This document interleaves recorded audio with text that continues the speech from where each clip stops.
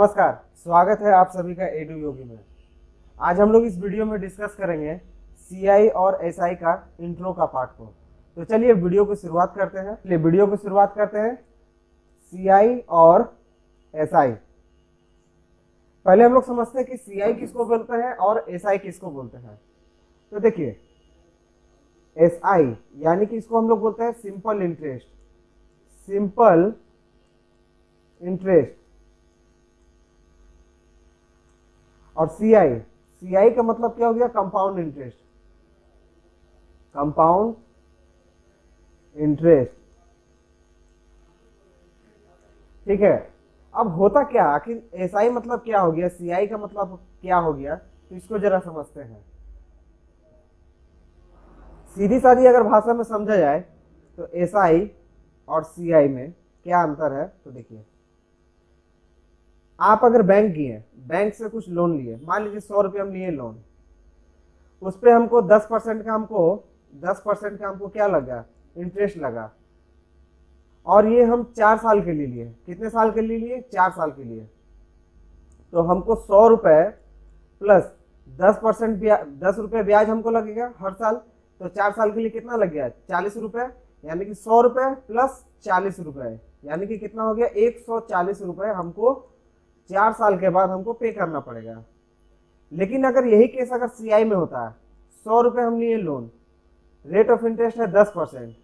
ठीक है, 10% rate of interest है, और 4 साल के लिए अगर हम लोग लेते हैं तो हमको यहाँ पे 140 रुपये ना पे करके, कुछ मान के रखिए 143 या 44 रुपये के हमको आसपास में पे करना पड़ेगा।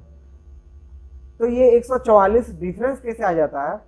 तो होता क्या है, सीआई में जो हम लोग का रेट ऑफ इंटरेस्ट होता है, ठीक है, रेट ऑफ इंटरेस्ट जो होता है, जैसे मान लीजिए कि 10 रुपये है, तो जब नेक्स्ट ईयर आता है तो इस 10 रुपये पर भी हमको ब्याज लगता है। ठीक है, तो चलिए इसको एक एग्जाम्पल के तौर पे हम लोग समझते हैं कि कैसे रेट ऑफ इंटरेस्ट पे हमको ब्याज लगता है। ठीक है, एग्जाम्पल को समझने से पहले कुछ इसका की पॉइंट है, जो इसका की पॉइंट है उसको हम लोग समझते हैं। जैसे इसमें क्या होता है? पी, ठीक है, एक होता है आई, एक होता है ए, एक होता है आर, एक होता है टी। सबको एक एक बार समझते हैं क्या है। पी मतलब क्या होता है? प्रिंसिपल मतलब क्या हो गया? वो स्कूल वाले प्रिंसिपल नहीं, मूलधन। ठीक है, मूलधन यानी कि जितना रुपया हम लिए। आई मतलब क्या हो गया? इंटरेस्ट। ठीक है, इंटरेस्ट यानी कि ब्याज। इसको हिंदी में क्या बोलते हैं? ब्याज। जैसे मान लीजिए 100 रुपये लिए, 10% का हमको इसमें ब्याज लगा, तो ये मेरा क्या हो गया? 10% का मेरा ब्याज, तो जो इंटरेस्ट हमको जो मिला वो। ठीक है, ए का समझते। ए मतलब क्या होता है? ए मतलब होता है मिश्र धन। ठीक है, मिश्र धन, जिसको हम लोग क्या बोलते हैं इंग्लिश में? अमाउंट। इसमें क्या होता है? अमाउंट में क्या होता है? पी प्लस एसआई, यानी कि प्रिंसिपल के साथ साथ जो हम लोग का इंटरेस्ट जो जुड़ा हुआ होता है, वो दोनों मिलकर बनता है क्या? अमाउंट। आर मतलब जानते हैं? Rate of interest. और टी का मतलब क्या हो गया? टी का मतलब हो गया टाइम यानी कि समय। ये इसका कुछ की पॉइंट है। अब चलिए एक एग्जांपल से समझते हैं कि क्या डिफरेंस है सीआई और एसआई का। चलिए, हम क्या करते हैं, 100 रुपये हम बैंक से लिए ब्याज एसआई में। ठीक है, कितने साल के लिए लेते हैं?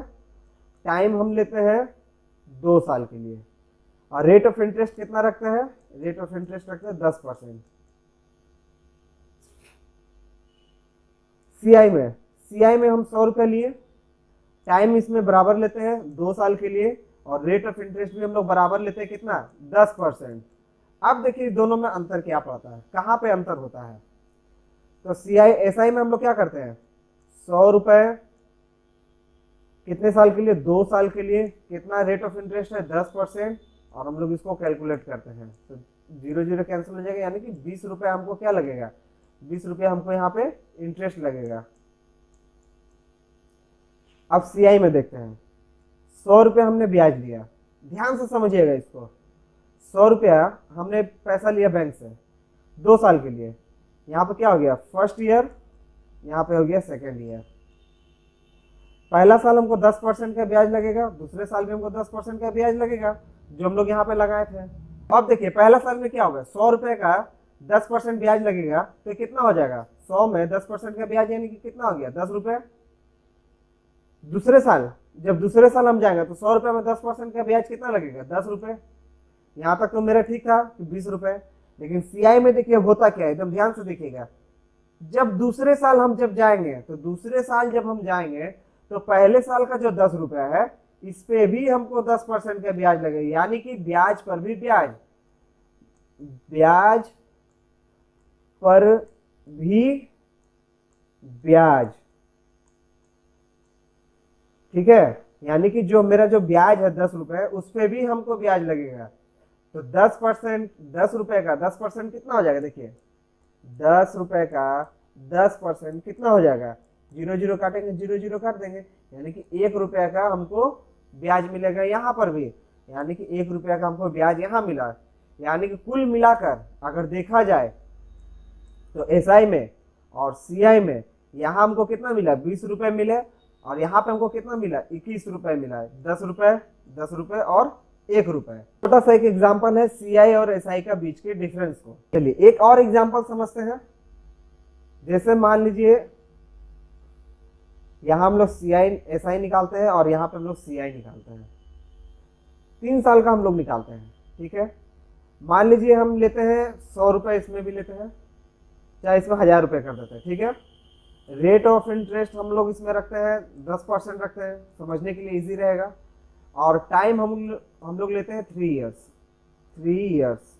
ठीक है, इसमें भी हम लोग लेते हैं 1000 रुपए, रेट ऑफ इंटरेस्ट लेते हैं 10%, और टाइम हम लोग कितना लेते हैं इसमें, 3 इयर्स लेते हैं। अब समझिए, देखिए फिर से एक बार समझिए। तो 1000 रुपए का 10% के ब्याज से 3 साल के लिए कितना हो जाएगा, हम लोग यहाँ पे एक 0 देंगे, तो 0 से ये 0 कट गया, यानी कि 10 इंटू 3 कितना हो गया, 30, और एक 0 और, यानी कि 300 रुपए। ये मेरा क्या निकल गया, ये मेरा एसआई निकल गया। ठीक है, अब हम लोग सीआई में कैलकुलेट करते हैं। 1000 रुपए है, 3 साल का हमको निकालना है। ध्यान से देखना है 3 साल का कैसे निकालते हैं। ये हो गया आपका फर्स्ट ईयर, ये हो गया आपका सेकेंड ईयर, और ये हो गया आपका थर्ड ईयर। पहला साल भी हमको 10% मिलेगा, दूसरे साल भी हमको 10% मिलेगा, और तीसरे साल भी हमको कितना मिलेगा, 10% मिलेगा। तो 1000 का 10% कितना हो जाएगा। फिर से देखिए कैसे हम लोग निकालते हैं, कैलकुलेशन कैसे करते हैं। 1000, इसका हमको 10% निकालना है, तो 10% और नीचे में 2 0, ये 0 और 2 0 कट गए, यानी कि 100 रुपए। तो 100 रुपए हमको पहला साल मिला, दूसरे साल भी हमको 10% यानी कि 100 रुपए मिलेगा, और तीसरे साल भी हमको 10% यानी कि 100 रुपए मिलेगा। लेकिन सीआई में क्या होता है, सीआई में होता है ब्याज पर भी ब्याज, इंटरेस्ट पर भी इंटरेस्ट। ठीक है, इस चीज को याद रखना है कि सीआई और एसआई में क्या डिफरेंस है। तो देखिए जब हम दूसरा साल किए, ध्यान से देखना है, जब हम दूसरा साल किए तो देखिए दूसरा साल किए तो क्या हुआ, हमको ये जो 100 रुपए जो हमको ब्याज मिला था, इस पे भी हमको ब्याज मिलेगा 10%, इस पे मिलेगा ना हमको 10%, यानी कि यहाँ पर कितना मिलेगा, 10 रुपए मिलेगा। जब हम तीसरे साल का जब हम ब्याज निकालेंगे तो तीसरे साल में हमको तो तीसरा साल का 10% तो मिला ही, साथ में पहला साल का ये जो है 100 रुपए, इस पे भी 10% मिलेगा, इसमें भी 10% मिलेगा, और इस पे भी 10% मिलेगा, यानी कि 10 रुपए मिलेगा यहाँ पे, इसका 10%, यानी कि यहाँ मिलेगा, और 10 का 10%, देखिए 10 का 10% कैसे निकलेगा, 10 का 10%, बस 0 0 और 0 0, यानी कि 1 रुपए। यानी कि अगर 3 साल का अगर देखा जाए सीआई में तो कितना हो गया, 100 रुपए 100 रुपए 100 रुपए, यानी कि 300 रुपए, 300, और यहाँ पे कितना हो गया, 10 20 30, यानी कि 331 रुपए हमको यहाँ पे ब्याज मिलेगा। तो ये मेरा किस में मिला, सीआई में मिला। ठीक है, तो ये आपका हो गया एसआई का और सीआई का डिफरेंस। चलिए कुछ फॉर्मूला है, कुछ फॉर्मूला को उसको ध्यान में रखना होगा। प्रिंसिपल में क्या होता है, प्रिंसिपल में क्या होता है, प्रिंसिपल में ऐड होता है क्या, P प्लस आई, यानी कि अमाउंट जब हम लोग निकालते हैं, सॉरी, ए बराबर क्या होता है, ए बराबर होता है P प्लस एस आई, यानी कि जो आपका जो मूलधन है, मान लीजिए 100 रुपये जो लिए और जो ब्याज मिला, ब्याज मान लीजिए 10 रुपये मिला, तो कुल मिलाकर अमाउंट कितना हो गया है, तो अमाउंट हो गया आपका 110 रुपये। ठीक है, 110 रुपये हो गया। तो आइए देखते हैं कुछ एसआई का फॉर्मूला है। एसआई का फॉर्मूला नॉर्मल सा क्या है, P into R into T divided by 100, बस, इसके अलावा एसआई का कोई फॉर्मूला नहीं है। वही अगर हम लोग सीआई में जाते हैं, अगर सीआई में जाते हैं तो हमको अगर ए निकालना है, अगर सीआई में हमको ए निकालना बाय फॉर्मूला से, तो कैसे निकालेंगे, P ब्रैकेट में देंगे 1 plus R divided by 100 power पे n। और अगर हमको सीआई निकालना रहेगा तो सीआई निकालने के लिए क्या करेंगे, P ब्रैकेट देंगे 1 plus R divided by 100 bracket close n minus 1। ये आपका हो गया सीआई निकालने का, किस पे, जब हम लोग कंपाउंड इंटरेस्ट निकालेंगे।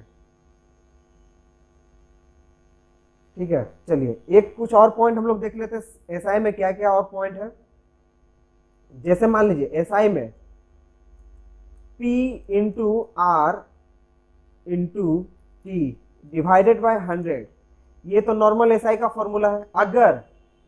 अगर इसमें अगर ये जो टाइम है, अगर आपका मंथ में दिया हुआ रहेगा, मंथ में दिया हुआ रहेगा टाइम, अगर आपका मंथ में दिया हुआ रहेगा, तो हम लोग क्या करेंगे, तो हम लोग नीचे 12 से डिवाइड करेंगे।